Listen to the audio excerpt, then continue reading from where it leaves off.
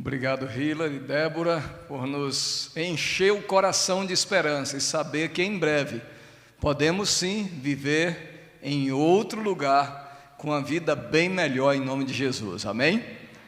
É um prazer estar aqui com vocês e também acompanhado por tanta gente que está nas redes sociais, acompanhando a nossa igreja, a nossa comunidade aqui do Lago Sul. E nessa noite realizar mais um culto de adoração a Deus e de aprendizagem da palavra, seguindo os nossos domingos especiais aqui, que o pastor Wesley tem coordenado com outros palestrantes e pregadores também. E como é maravilhoso chegar num lugar e ser bem recebido, não? Então eu quero te convidar com muito carinho, você que entrou na igreja, sentou aí no seu lugar, tomou o seu assento, já possivelmente cantou, orou, por favor, olha quem está mais perto de você, do lado, atrás e na frente, deseja uma boa noite, uma semana vitoriosa, abençoada. Se for um amigo, uma amiga que está com você aí perto, de repente é alguém que está junto contigo, né? Hoje temos a alegria de ter o Walter, a Ana, né? A pequena Brenda está ali, bem-vindos, vocês estão em casa, são amigos já da comunidade, sejam muito bem-vindos, é uma bênção estarmos juntos, né? Quando a gente ora, a gente pode fazer isso sozinho ou acompanhado. Quando a gente canta também, você pode cantar sozinho ou acompanhado. Mas quando você vem para a igreja, tem uma bênção chamada confraternização. E é maravilhoso isso. Meu nome é Leonino Barbosa Santiago. Eu e minha família chegamos há pouco tempo em Brasília, no dia 17 de janeiro agora. Entramos aqui nessa cidade e estamos vindo do norte do Brasil, mesmo sendo goianos, né? Minha esposa está comigo, a Cléo, levanta a mão aí, Cléo. Nós temos 2 filhos, nós somos casados há 32 anos. Temos uma moça de 27 anos, a Anne, ficou lá no norte do Brasil, no Pará, em Belém. E temos um garoto de 13 anos que está conosco aqui, já se apaixonou por Brasília, né? Chegou, já fez amizade, estamos atendendo a igreja na União Centro-Oeste Brasileira. A União Centro-Oeste é o escritório da Igreja Adventista que atende os estados do Goiás, Mato Grosso do Sul, Mato Grosso, Distrito Federal e o Tocantins. E aqui na nossa igreja tem alguns servidores ali do escritório da União que estão aqui com vocês, né? Estou vendo ali alguns da nossa equipe abençoada ali, né? É uma benção estar com vocês aqui. E eles sempre dizem, né, pastor, você tem que conhecer a nossa igreja, né? É uma comunidade muito legal, muito gostosa de frequentar. E o pastor Wesley sempre organizando e deu certo para estarmos juntos hoje aqui. Atendemos a cidade de Palmas até ontem, uma cidade bem calorosa, de fato e de verdade, né? Dá para ver até no clima, quando você olha a diferença da nossa Brasília para a cidade de Palmas. E ontem nós falamos que estaríamos aqui, e alguns que passaram por aqui estão lá a trabalho e mandaram um abraço, uma saudação para vocês também. Eu trago um abraço da nossa equipe toda da União Centro-Oeste, mas da nossa administração. O pastor Mateus está numa viagem missionária, orem por eles, eles estão na Índia, estão numa comunidade indiana mesmo, né? Estão lá dentro com o povo, fazendo o trabalho, comendo junto com eles e logo na próxima semana estarão retornando, que Deus os proteja e os traga de volta em paz e segurança, né? Mas eles não foram lá só fazer uma viagem, eles foram levar uma contribuição, uma ajuda missionária daqui de Brasília, inclusive minha e sua. Quando você adora a Deus e devolve seu dízimo, dá a sua oferta, você está abençoando aqui a pregação do Evangelho em nossa cidade, mas está indo em lugares onde você nunca imaginou, né? Então a gente traz esse feedback, esse retorno para vocês, desse apoio missionário para essa região do mundo, né? Muita coisa bonita tem acontecido em alguns lugares bem complicados, né?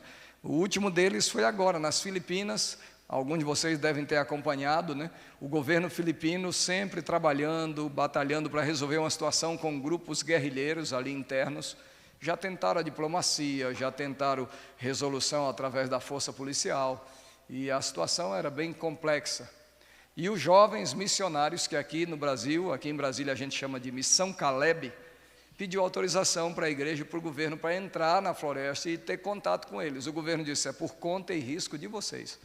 E os jovens foram, conseguiram contato, foram recebidos de maneira desconfiada, mas aceitaram porque eles foram fazer um trabalho comunitário, ajuda sanitária, ensinando os meninos que não sabiam ler e escrever, Resultado, 6 meses de apoio comunitário dos jovens, os jovens estudando a Bíblia com eles, cantando, orando.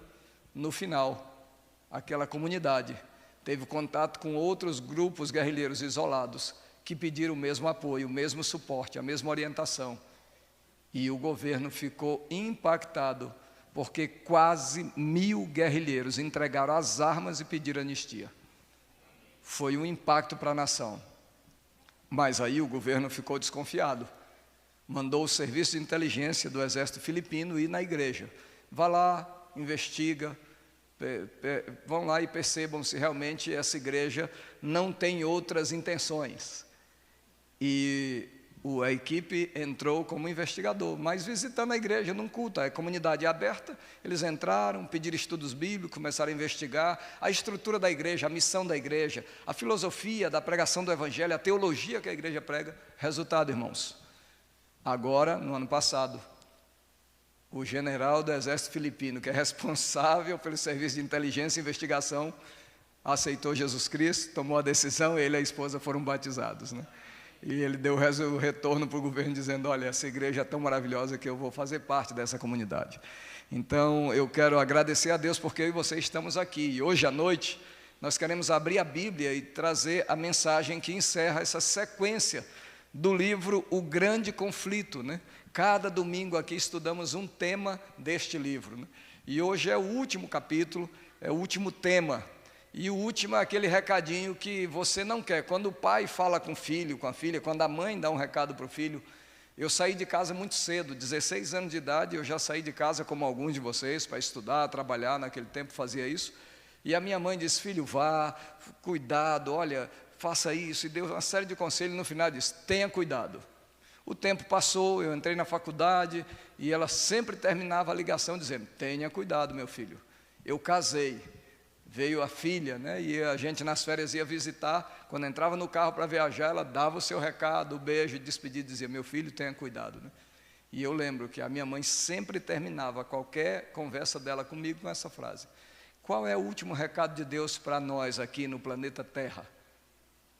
Eu perguntei ainda há pouco para o Guilherme e a equipe que coordena aqui: até que horas eu posso falar? Ele olhou no relógio e disse: olha, a primeira vez que o senhor vem aqui, fale até a hora que o senhor quiser, mas 8 horas a gente está indo embora, né? Sabe por que isso? Porque as coisas de Deus, elas têm tempo para começar e hora para terminar, sim ou não? Olha para o Gênesis: no princípio criou Deus os céus e a... Aí você vai lá para o Apocalipse e você vê Deus finalizando a história, colocando um ponto na sequência dos fatos. Deus é um Deus de ordem, Ele é maravilhoso. Jesus nasceu da Virgem Maria no tempo profetizado. Estava marcado, o mundo não se apercebia, mas Deus faz tudo no seu tempo. Sabe por que eu estou dizendo isso para você? Porque talvez hoje à noite tenha alguém aqui passando por uma situação complicada, no casamento, na vida pessoal, nos negócios, no empreendimento, no seu trabalho, e você pensa: meu Deus, como é que eu vou resolver isso? Eu quero dizer para você que Deus não se adianta, mas Ele também não se atrasa. No tempo certo a resposta dEle vem na tua vida. Isso é bíblico, é profético, e é maravilhoso a gente ter essa convicção. Porque todos nós, quando olhamos para a Bíblia, a gente vê a história do passado, a gente vê a descrição do presente, mas a profecia do futuro. E o grande drama da nossa geração hoje é que nós temos um excesso de passado, e a psicologia chama de depressão, os dramas e traumas que carregamos. Isso é fato, e quem sofre isso sabe, quem tem alguém querido enfrentando essa realidade sabe a luta que é. Excesso de passado, dramas, traumas, depressão. Mas nós temos o excesso de futuro, a ansiedade. O que vai acontecer com o meu casamento, com a minha empresa, com o meu negócio, com o meu trabalho, com o nosso mundo, com o nosso Brasil, com o nosso governo, e a gente fica preocupado com o que virá. Ansiedade, excesso de futuro. Mas o problema é que o excesso de passado nos massacra, o excesso de futuro nos sufoca, mas o excesso de presente traz uma carga insuportável. E ela tem um nome bonito até, em inglês: estresse, né? Até soa bonito, mas dói, machuca. Sabe o que acontece? Hoje a minha e a tua geração deita e não dorme. dorme e não descansa, acorda e não levanta, levanta e não tem energia para a vida. A gente precisa de um Rivotrilzinho para relaxar e de um Red Bull para conseguir fazer as coisas da vida. Já pensou? Esse é o nosso mundo, sim ou não? Infelizmente, a bênção é que a palavra de Deus tem para nós um recado especial. E eu quero perguntar, quantos trouxeram a Bíblia hoje à noite? Pode ser a virtual aí no teu aparelho, né? Pode ser. Esse livro é maravilhoso, as religiões são muitas, mas a Bíblia é uma. E esse livro tem o nome de Bíblia Sagrada, ou Santas Escrituras. Os livros se modernizam, a tecnologia avança, o conhecimento humano se amplia, a filosofia, a sociologia e todas as áreas do conhecimento humano. Mas nenhuma delas responde completamente tudo que você e eu precisamos. É por isso que nós precisamos de fé, de Deus, da palavra de Deus e da casa de Deus. É por isso que nós estamos aqui hoje na igreja, porque a razão não explica tudo, a fé completa o incompleto da nossa caminhada. E esse livro ele é tão maravilhoso que o recado para nós é: leia a Bíblia para ser uma pessoa sábia, acredite na Bíblia para ser um cristão seguro, viva a Bíblia para ser uma pessoa sincera. Ela contém luz para dirigir teus passos, consolo para animar a tua vida. É o mapa do viajante, o cajado do peregrino, a bússola do piloto, a espada do soldado e a guia do cristão. Ei, esse livro é dado em vida. Será aberto no dia do juízo e permanecerá para todo sempre. Porque é a palavra de quem? De Deus. E esse livro, ele é muito conhecido. E vocês sabem mais coisas da Bíblia do que você imagina. E eu vou provar para você, para não ficar só em pregação aqui de pastor ou em discurso de palestrante, eu vou provar que você sabe mais coisas da Bíblia do que você imagina. Quer ver? No relógio da igreja, em 1 minuto, de Gênesis a Apocalipse. Aceita o desafio? Vamos lá? Eu vou começar, você vai completar. No princípio criou Deus. Essa é a realidade absoluta. Êxodo capítulo 20. Deus chama o povo para ter um dia de relax, descanso, anti-estresse. Lembra-te do dia de... para o 6 dias e farás toda a tua. Então o mandamento do sábado é mandamento para o trabalho, para a produtividade. Olha que maravilha. Você avança. Josué, ele chama a família, levanta a mão para o céu e diz assim: eu e minha casa. Olha aí, está vendo? Aí você vai para Salmos, e o salmista declara com muito prazer, um sorriso nos lábios, ele diz assim: alegrei-me quando me disseram, a casa do Senhor é de tristeza ou de alegria? Por isso estamos aqui. Quantas vezes você vem triste, aborrecido, estressado, entra aí, ombros caídos, cabeça baixa, ninguém sabe, nem o marido, nem a esposa. Aí uma palavra que vem de Deus, uma canção tão linda como essa que as meninas cantaram, toca na nossa vida e a gente se lembra. Se Deus é por nós, tudo posso. Você entra no Novo Testamento, Jesus dá a receita da obediência. Se me amardes... Aí você encerra no último livro. Qual é o último livro?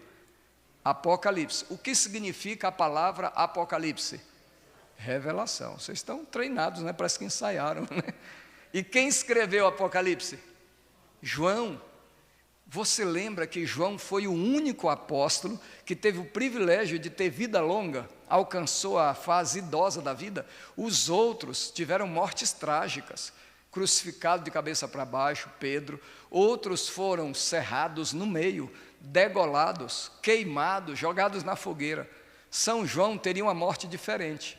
O imperador romano, que na história conhecido como Domiciano, condenou São João a morrer num caldeirão de azeite fervendo em praça pública. E naquele tempo, assim como hoje as pessoas gostam de MMA e essas lutas, né, marciais e tal, o povo queria ver tanto animais ferozes devorando os seres humanos, ou gladiadores, ou essas condenações públicas. E a multidão estava na praça. O imperador sentado no trono, o carrasco cobriu a cabeça de João, porque a tradição era que o condenado não pode ver a morte, se alguém vê, né? Então eles cobriram a cabeça de João, amarraram os braços, puxaram numa corda, como numa carretilha, e empurraram com madeira o corpo de João. Mergulharam João e o imperador levantou o braço. E ele demorou, porque João morreria queimado pelo calor do azeite fervendo. Vocês sabem, quimicamente, qualquer óleo aquece mais do que água fervendo, sim ou não? É natural, isso é a lei da química, né? E vejam, o corpo de João foi mergulhado completamente. Se ele não morresse queimado, morreria afogado no óleo. Quando o imperador baixou o braço, o carrasco puxou as cordas e João saiu limpo e leso, não queimou nem um fio de cabelo. O povo ficou assustado, a multidão calada. O imperador se levantou e, apavorado, ele disse uma frase que você já escutou. Sabe o que aquele imperador romano falou? Ele disse assim, ó: não toquem nesse homem, com esse ninguém pode. Essa frase, com esse ninguém pode, foi o imperador romano que disse, se dirigindo a João, o apóstolo. E ele condenou então João a ficar na ilha de Patmos, mas ninguém deveria tocar nele, batê-lo, agredi-lo, e ele foi para lá. E lá ele teve a visão do Apocalipse. E o que isso tem a ver com você e comigo aqui em Brasília? Ora, lá em Gênesis, você viu que você foi de Gênesis a Apocalipse aí em menos de um minuto, eu falei, e se eu apertasse, né, irmão, saía mais, não saía? Se buscasse mais coisas, saía mais. Por exemplo, o salmo mais conhecido do universo, né? O Senhor é meu pastor. Está vendo como você tem muita coisa da Bíblia? Então nós vamos para mais um agora. Um verso da Bíblia, perdão, 3 versos do Apocalipse, e vamos tirar a mensagem dessa noite para a gente ir para casa. Vamos lá? Apocalipse no primeiro capítulo, abra aí a sua Bíblia, Apocalipse capítulo 1. Você encontra isso que nós acabamos de falar, né? Apocalipse capítulo 1, se você está perto de alguém que não tem a Bíblia, compartilhe, e diz assim, o verso 1, revelação de quem? De Jesus Cristo, que Deus lhe deu para mostrar aos seus servos as coisas que em breve devem acontecer. Olha que maravilha, Deus é um Deus Pai, Ele sempre, como todo pai, o pai, quando a esposa está grávida, eles já preparam o quarto, o berço, as roupas. Quando o filho chega, já há um preparo.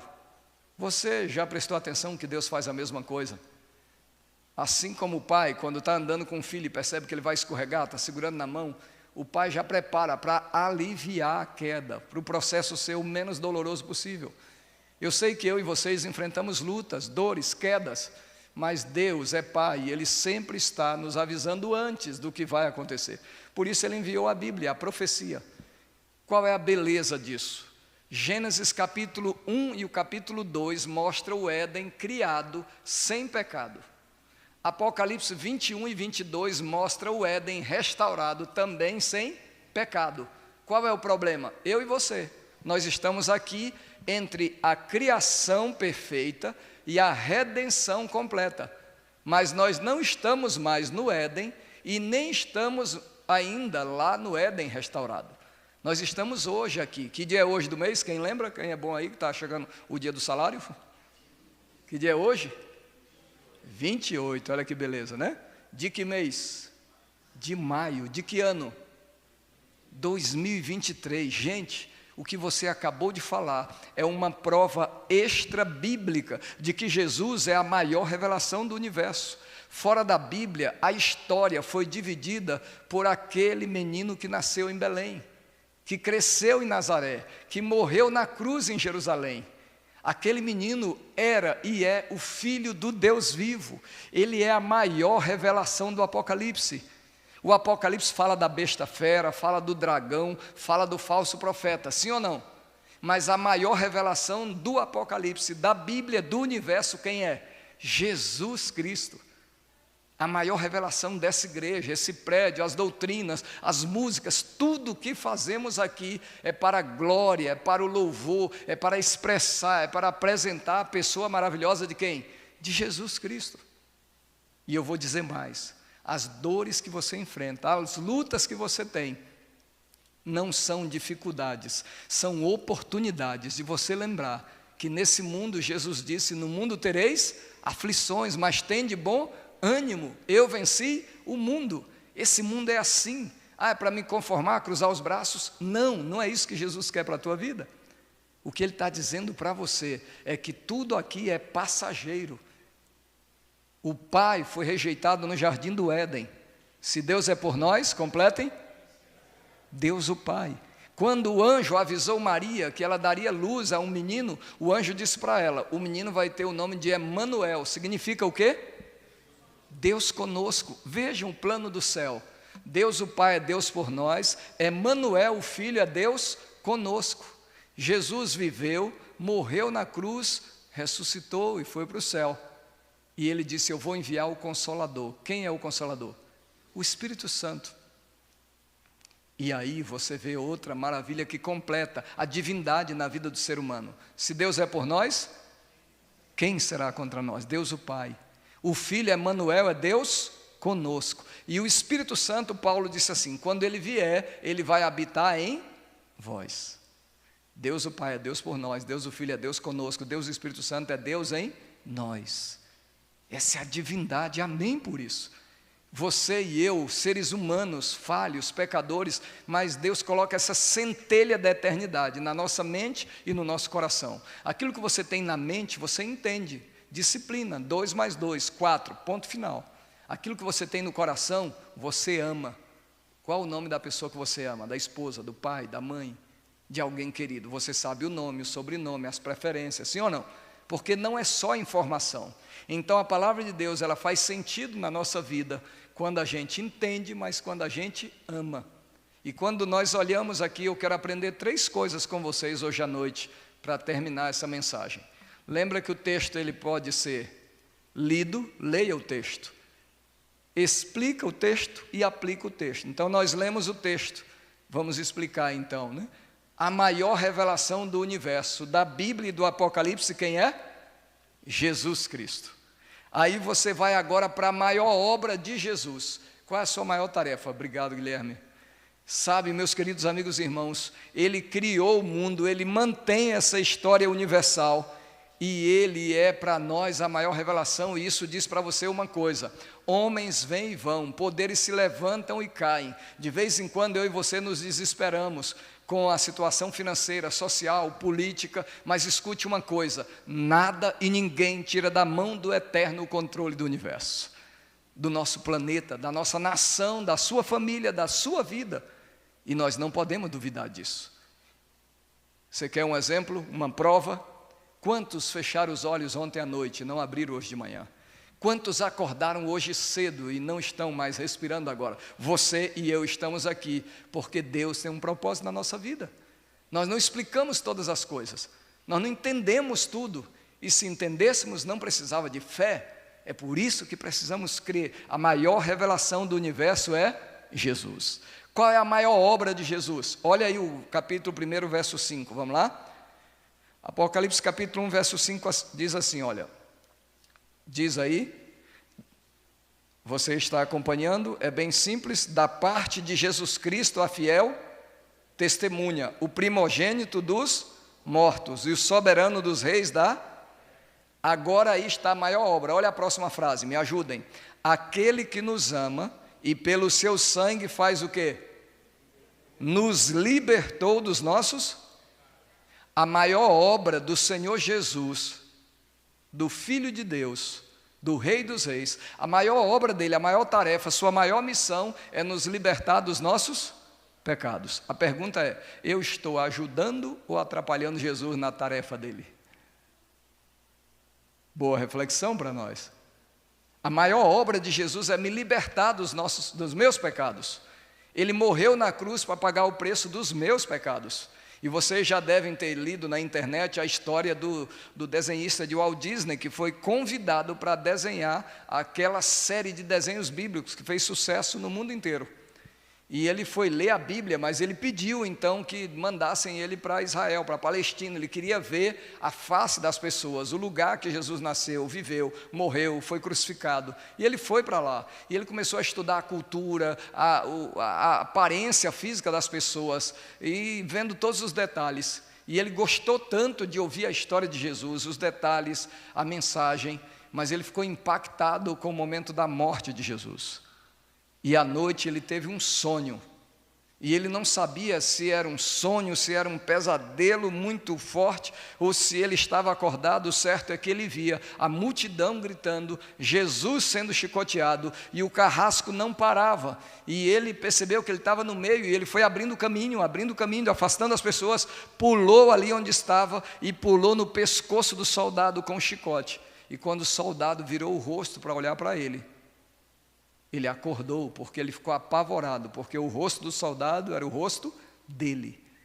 E esse rapaz, desenhista de Walt Disney, começou a estudar a Bíblia, os Evangelhos, e ele viu que não era só um livro de religião, e teve a vida transformada, o casamento restaurado, e ele conta um pouquinho da sua história. Sabe, meus queridos amigos e irmãos, Jesus de Nazaré dividiu a história humana em antes de Cristo e depois de Cristo, e ele tem dividido a história de cada pessoa que acredita, que crê, que confia e que pede e que entrega. E quando você olha agora para a principal obra de Jesus, é nos libertar dos nossos pecados. Sabe, eu e vocês não temos problemas, nós temos pecados. A grande dificuldade é que a gente dá o nome de pecado para problema. Um exemplo, o pai e a mãe têm um filho, e ele fica rebelde. E aí o pai e a mãe dizem, meu filho está com problema. Rebeldia na Bíblia não é problema, é pecado. Honra teu pai e a tua mãe. A Bíblia não está pedindo para eu olhar a cultura do meu pai, se ele é quadrado, antiquado, se é moderno. Não, a Bíblia diz, filhos, honra teu pai e a tua mãe. É bíblico. Aí a gente, não, meu filho está com problema, adolescência, rebeldia, né? Marido que trai a esposa, aí a esposa diz, olha, meu esposo tem um problema de infidelidade. Na Bíblia, a infidelidade, tanto de homem quanto de mulher, não é problema, é pecado. E é o pecado que arrasa com a gente, tira o brilho dos olhos, estraga casamento, arrasa com empresa, com negócio, com empreendimento. O pecado é terrível, coloca culpa na consciência, pesa no coração, estraga a vida de qualquer pessoa. Porque nós não fomos feitos para viver com pecado, em pecado e no pecado. O pecado não traz alegria e felicidade para ninguém, você sabe disso. Dói, machuca, fere quem pratica e quem convive. E a principal obra de Jesus é fazer o quê? Nos libertar dos nossos pecados.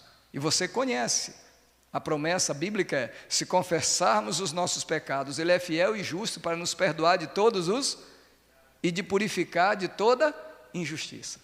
Principal revelação da Bíblia, quem é? Jesus Cristo, do Apocalipse. Principal obra de Jesus é nos libertar dos nossos pecados. Vamos terminar? Terceira lição para nós desse último capítulo do grande conflito, dessa parte final.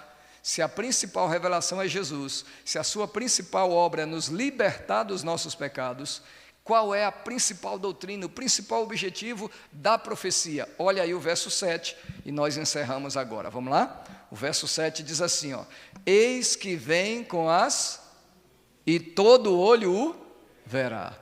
Amém? Está escrito, a volta de Jesus, sabe? Os cientistas que estudam a física, que explicam os fenômenos da natureza, há várias teorias consistentes, que o nosso planeta vai se acabar com um choque com um grande meteoro. E há provas para essa situação. Outros apresentam a realidade de que a nossa água pura que nós temos, em pouco tempo o mundo não terá mais água suficiente e vai se tornar até fator de guerra entre as nações. E você já viu alguns filmes de ficção nessa direção.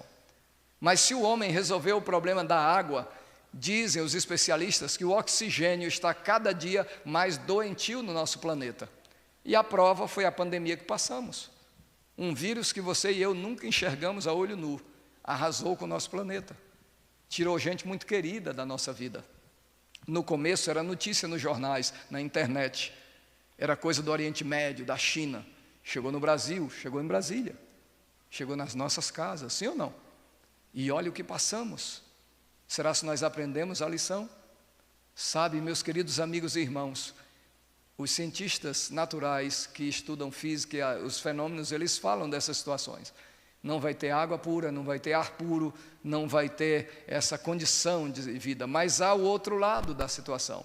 Mesmo que o homem resolva todos os problemas naturais, os cientistas sociais dizem que nós estamos caminhando para uma realidade em todos os continentes, culturas e modelos de política governamental, para um caos social. Quanto mais autoridade se tem em uma região, quanto mais policiamento se coloca, mais o ser humano se torna violento, menos aceita autoridade, organização, hierarquia. E isso não é coisa nossa, só aqui da nossa cultura ocidental. Há uma confusão no mundo inteiro, em todos os governos. E as pessoas dizem que se o homem resolver o problema natural, o problema social vai se complicar cada vez mais. Mas sabe qual é a notícia?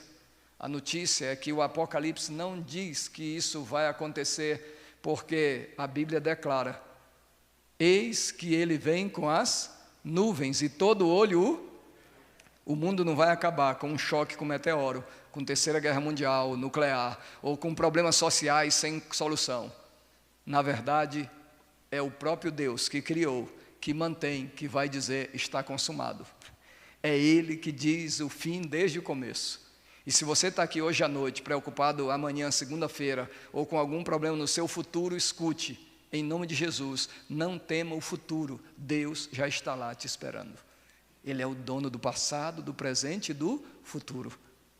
Eu e você, quem não tem um passado resolvido, não tem futuro garantido e o presente fica sem sentido. Mas quando você tem Deus, o passado é perdoado, o futuro é garantido e o presente com Deus tem muito sentido, tem propósito. A fé faz diferença. E eu quero te convidar hoje à noite para encerrar esse culto, pedindo a Deus, humildemente, meu Deus, encha o meu coração de fé. Às vezes nós racionalizamos as coisas, queremos explicação técnica para tudo, mas a maravilha da profecia é que a volta de Jesus é a melhor e a maior resposta do universo para todas as situações. Nosso conhecimento humano, ele tem muita coisa boa, ele amplia nosso pensamento, ele traz facilidade. Olha o que a tecnologia está fazendo com a nossa vida, facilita as coisas. Mas me diga, o que o conhecimento humano pode fazer pela mãe que entra no consultório médico e o médico diz: mamãe, o teu filhinho tem um câncer que não tem solução e já está em fase terminal. O que o conhecimento humano pode fazer por uma mãe assim? E o que o conhecimento humano pode fazer por um pai e uma mãe que vem para Brasília trabalhar e consegue um apartamentozinho e depois mudam para um lugar melhor e vão crescendo e a filha crescendo e com 12 anos a filha vai para a escola. E aí o pai vai para o trabalho, a mãe aguarda a filha voltar, e aí chega a noite, a filha não volta, a mãe fica desesperada, liga para o pai se apressa, vem, vão na escola, procura diretor, coordenador, monitor, e a filha não aparece, corpo de bombeiro, polícia, procura um dia, 2, uma semana, um mês e nada de notícia. A mãe entra em depressão, o pai em desespero, mas ele tem que trabalhar, a vida continua. 3 meses, 6 meses sem ter notícia. A mãe queria pelo menos o corpo da filha para sepultar. 1 ano sem a filha. Ela não desarruma o quarto da filha na esperança de um dia ter pelo menos o corpo da filha. E depois de 1 ano, o telefone dele toca. E aí a pergunta é: você é o Robson, o pai? Aí diz o nome da pequena. E ele diz: sou eu mesmo, o que aconteceu? Vocês encontraram o corpo da minha filha? E aí do outro lado a voz se identifica dizendo: não, que é o delegado de polícia, nós encontramos a sua filha, estamos com a sua filha. Aquele pai já sai desesperado, liga para a mãe e diz: vamos para a delegacia, a nossa filha está viva. E eles se dirigem para lá, e quando entram na delegacia, já pede: delegado, cadê a minha filha? Ele diz: se acalma, senta, o senhor tem que assinar os documentos para eu lhe entregar, o senhor tem que confirmar, comprovar, reconhecer. Não, eu quero ver minha filha, depois eu assino qualquer coisa. E a mãe entra, eles se abraçam, chora: cadê a filha? E o delegado diz: se acalmem. Eles olham ao redor e não veem uma linda menina de 12 anos, caída no chão da sala da delegacia. Agora tem uma menina de 13 anos, e eles não reconheceram. Ela está sem cabelos, grávida, com AIDS, drogada. O pai e a mãe, em desespero, abraçam essa menina. E mesmo ela naquela situação, eu pergunto para vocês: tem algum remédio, alguma terapia, alguma coisa que alivie esse tipo de dor? Me digam. Existe. O homem tem conhecimento. O homem tem tecnologia. Eu estou segurando aqui um aparelho, microfone sem fio, alta sensibilidade. Lá na mídia eles trabalham, vocês escutam minha voz, eu não preciso gritar. Com ele é fácil, tecnologia, projeção de imagens, coisas que não existiam há pouco tempo. Mas qual é o aparelho que faz uma gota de chuva que cai do céu voltar para lá? Existe isso? Não tem. E quando há um terremoto, que a terra balança debaixo dos pés, existe algum aparelho que faz a terra parar de tremer? Não tem. Então, meus queridos, volte para casa hoje sabendo que nós precisamos de Deus, precisamos da palavra de Deus, precisamos da casa de Deus. É questão de necessidade. Amanhã Segunda-feira de manhã você acorda, olha para o teto e pensa, se eu pudesse ficar deitado até mais tarde, era legal, né? Fala uma coisa, você se levanta segunda-feira de manhã, é pela vontade ou pela necessidade? Falar arrastado, igual o nosso povo do Nordeste, né? Coisa boa assim, né? Necessidade, é verdade. Sabe o que é isso? Nem tudo na vida a gente faz por vontade. A vontade era ficar em casa, curtindo uma TV, um filme legal, comer pipoca. Mas nós precisamos de Deus. Nós precisamos da casa de Deus, das coisas de Deus, da palavra de Deus. Nós precisamos de Deus. O último capítulo do grande conflito apresenta a maior esperança de todos os tempos, a volta de Jesus. E se você gosta de curiosidade, de coisas simples bíblicas, mas que apresentam a profundidade do universo, lembrem, quando Jesus voltar, os mortos em Cristo ressuscitarão primeiro, depois os vivos serão transformados num abrir e fechar de olhos. Sabe o que é isso, mulheres? A maior cirurgia estética de todos os tempos. O sonho das mulheres, sem ruga, sem celulite, sem cabelo com problema, já pensou? O sonho dos homens é engraçado, é descontraído, mas é profético, é bíblico, está escrito e vai se cumprir em breve. Nós queremos ter poder financeiro, condições de manter a família, atender quem precisa, atender nossa necessidade, realizar nossos sonhos. Sabe o que é que Deus quer fazer com você? Ele diz que você vai pisar em ruas de quê? De ouro. Isso é muito romântico? Não, isso é profético, é Deus dizendo para você que seus maiores sonhos são apenas o começo da realidade divina na tua vida. E o que Ele quer de você é só uma coisa: achará porventura fé na terra? Eu quero, em nome de Jesus, junto com você hoje à noite, dizer: meu Deus, me perdoa por minha falta de fé. Eu quero acreditar mais, isso é um desejo. Eu preciso acreditar mais, isso é uma necessidade. Mas quando eu digo eu vou acreditar mais, é uma decisão. Quantos de vocês têm a humildade de dizer: pastor, eu preciso, é uma necessidade, eu quero, é um desejo, mas eu vou acreditar mais, porque eu sei que Deus é, de fato, de verdade, o Rei do Universo, mas eu quero que Ele seja o Rei na minha vida. Você quer pedir essa bênção a Deus? Coloque-se em pé. Eu já estou, porque igual a você eu preciso. A mídia tem umas fotos ali, pode colocar aquelas fotos, deu certo? Deu certo, Guilherme?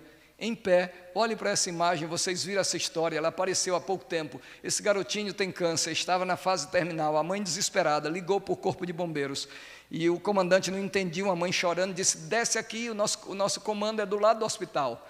A mãe desceu, e o comandante disse: qual é a história? Ela disse: meu filho está morrendo, ele sonha ser bombeiro. O senhor pode mandar um policial do corpo de bombeiros ir lá, visitar meu filhinho antes dele morrer? Ele queria ver um bombeiro, era o sonho dele. E o comandante disse: nós podemos fazer mais do que isso. Volte lá, fale com o hospital, fale com o médico, peça para abrir a janela. Você vai ouvir as sirenes, não se desespere, não é incêndio, mas avisa todo mundo que é só o corpo de bombeiro indo fazer uma visita especial. E ela não acreditou. Em poucos minutos, o caminhão do bombeiro ligou a sirene, subiram no quarto dele. E eles pediram autorização para o médico: deixa a gente tirar ele um pouquinho. Nós temos um médico aqui que nos acompanha. Nós temos enfermeiros aqui que são socorristas. Nós vamos acompanhar. Se vocês autorizarem, manda um de vocês. E aquele garoto saiu do quarto, foi levado no caminhão, andou na ambulância dos bombeiros, andou no carro de bombeiros, e ele fez mais. A próxima imagem, eles colocaram ele até numa pequena ação junto. O garoto voltou no final do dia para o hospital. Os médicos ficaram impressionados, melhorou a respiração, batimento cardíaco, todas as respostas foram bem melhores. Mas a situação era grave, não demorou muito tempo. Ele estava numa situação terminal. E a mãe ligou de novo lá e agradeceu o comando do Corpo de Bombeiros e disse: olha, meu filho agora está nos últimos momentos, mas ele está descansando feliz. Vocês deram para ele o que nenhum remédio conseguiu dar, mas nós agradecemos demais. E ele não vai viver muito. E o comandante, emocionado do outro lado, disse: olha, nós podemos fazer mais do que isso. Nós vamos mandar uma guarnição aqui do nosso Corpo de Bombeiros aí para acompanhar vocês nesses últimos momentos. E quando o soldado do Corpo de Bombeiros entrou ali, eles pediram para se aproximar do garoto. E ele, com os olhinhos quase fechando, abriu os olhos e ele perguntou: eu sou um bombeiro? E eles disseram: você é um dos melhores. E ele fechou os olhos, e não demorou muito, ele deu o último suspiro. E a mãe abraçou o esposo, abraçaram os policiais, agradeceram os bombeiros. E eles disseram: fique tranquila, nós podemos fazer mais do que isso, nós vamos acompanhar vocês para sepultar esse garoto. A minha pergunta para você é: você vem para a igreja, você lê a Bíblia, você ora, mas eu tenho certeza que você pode fazer mais do que isso. Nós podemos fazer mais do que isso. Está na hora da gente voltar para casa e hoje entrar no seu quarto e colocar o joelho no chão e colocar o coração no céu e dizer: meu Deus, o Senhor sabe que a minha fé é muito pequena. Está na hora de você dizer: meu Deus, eu tenho racionalizado demais as coisas, eu quero crer, eu preciso acreditar, eu quero fé. Se você carece, precisa e acredita, feche os olhos agora, pense em Deus, vamos orar. Meu Deus, nosso Pai, muito obrigado pela Tua palavra, pela profecia que diz o que aconteceu e mostra o que vai acontecer. Nós somos seres conscientes, estamos vendo tudo que está acontecendo ao nosso redor. E é verdade, Senhor, as profecias mostram que em breve Jesus vai voltar. Há um novo lugar, uma nova vida para todos aqueles que acreditam. Nós sentimos isso em nosso coração. Não é só pressentimento, é fé nas Tuas promessas. Nós queremos encerrar este culto, começar uma nova semana, voltar para casa agora, com o coração lavado no sangue do Cordeiro, com a nossa fé mais firme do que nunca. E é por isso que todos juntos agora, numa só voz, oramos a oração que Jesus ensinou, dizendo: Pai nosso que está no céu, santificado seja o Teu nome, venha o Teu reino, seja feita a Tua vontade, assim na terra como nos céus. O pão nosso de cada dia nos dai hoje, perdoe as nossas dívidas, assim como nós perdoamos os nossos devedores. Não nos deixe cair em tentação, mas livra-nos do mal, pois Teu é o reino, o poder e a glória para sempre. Amém e amém, Senhor. Agora, chega perto de quem está aí no seu banco ou no banco vizinho, dá um abraço, deseja uma boa noite e abençoa a vida dessa pessoa, esposo, amigo, vizinho, abençoe a semana dele, a vida dele, a família dele. Um abraço sincero, muito obrigado, que Deus conceda uma semana poderosa para todos.